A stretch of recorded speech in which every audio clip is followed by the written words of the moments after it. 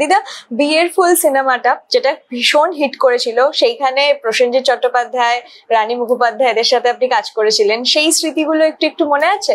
রানী মুখার্জি পরলোকের মেয়ে, প্রডিউসারের মেয়ে, ডিরেক্টরের মেয়ে, হিরোইন, এতগুলো প্লাস পয়েন্ট আছে। আমি তার ঠাকুমা, একমাত্র ঠাকুমা। তার সঙ্গে আমার সঙ্গে খুব মানে ছোট্ট থেকে বুকে করে মানুষ করা। তো সেই মনটা রানীর মধ্যেও আমার ছিল, যে আমাকে অ্যাকসেপ্ট করা যাকে বলে, সেটা ওর ছিল।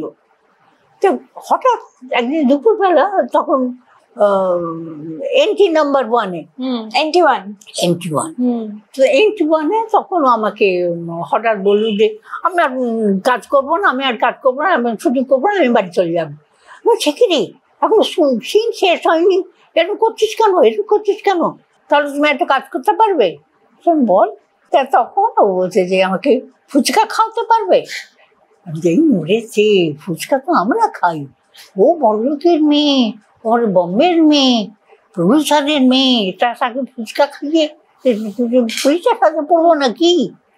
আমি না, দেখ ওইসব বাজারের ফুচকা, তো আমি জানি না, তুমি যদি আমায় খাওয়াতে পারো তাহলে আমি থাকবো, নইলে আমি চলবো।